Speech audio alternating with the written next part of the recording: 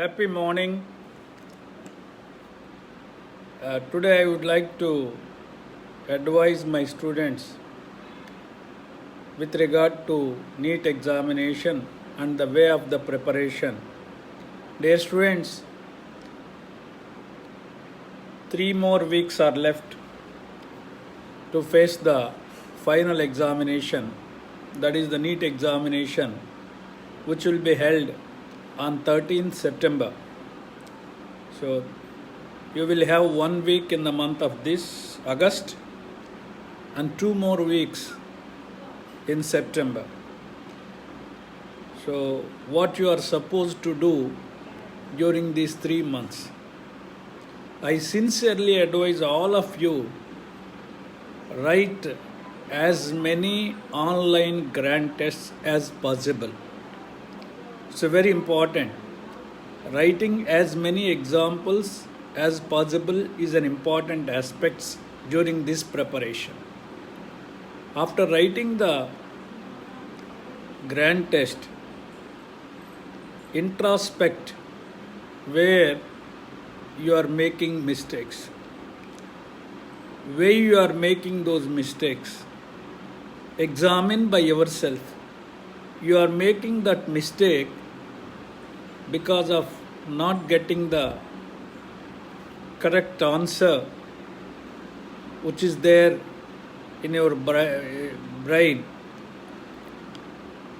or is it because of not able to understand the question, or is it not applying the subject knowledge you acquired in the classroom in solving a particular problem in physics or chemistry or so.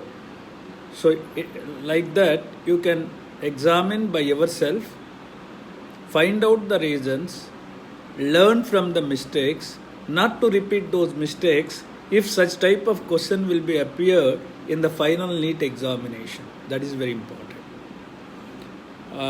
What I suggest you is never lose self-confidence, which is a vital factor, which is an important force in making you to get maximum marks in the final examination.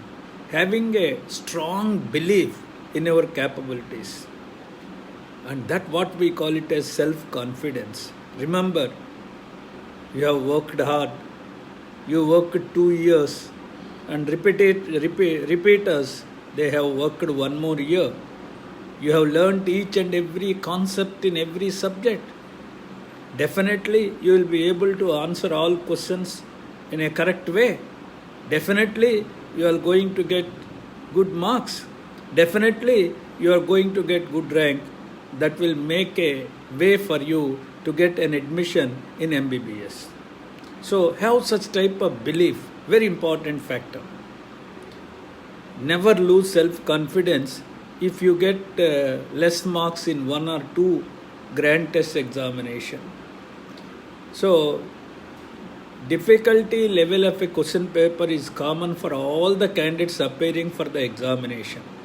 If you don't get in one grand test, that is model grand tests that are being conducted by the colleges, that doesn't mean you will get the similar type of marks in the final examination also. Or to put it another way, that doesn't mean you will not get good marks in the final examination. And remember, so you are going to get good marks, 180 out of 180 in botany, or 180 out of 180 in zoology and so on. Definitely you will get good marks.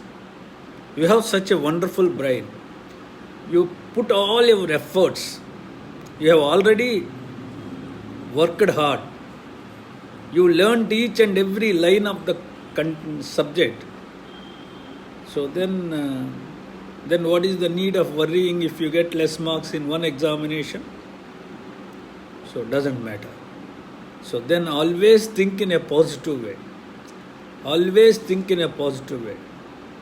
Remember, you are born in here to get success.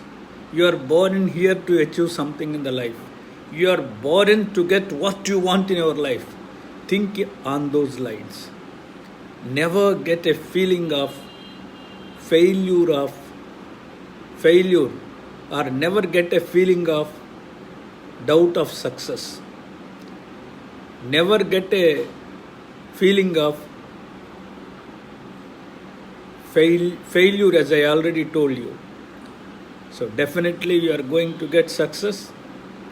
So think on those lines only. Think that you have learned each and every topic. You know each and every topic. You will get the questions in such a way which you can answer so easily.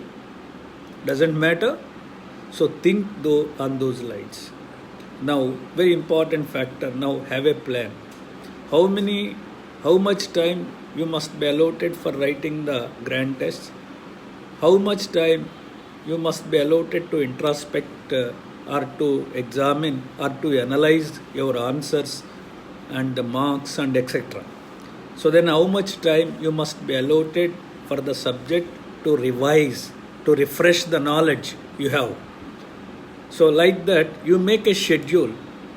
Every day you must write a schedule. How much time has to be allotted for writing the grand test examination, point number 1. How much time it has to be allotted for discussion on that grand test question paper, or introspecting on that paper, analyzing on that paper. Then how much time has to be allotted for revising the subjects by using SWOT principle. Only 3 weeks are left. And remember in which subject you are weak, in which subject you are strong, and what opportunities you have to learn the weak subject also, and threats. Now threats are distractions. So distractions, you are at home, you may be tempted to look at the TV, you may be tempted to interact with your friends. Stop those distractions. They are threats now. They are the threats that make you take away from your path of getting an admission in MBBS, away from your distractions. So they are the present threats for you. So then opportunities you find out. How can you overcome the weakness in a particular subject and to become strong enough in that particular subject to face the final examination? So like that, so how much time has to be allotted for refreshing, not learning new topics?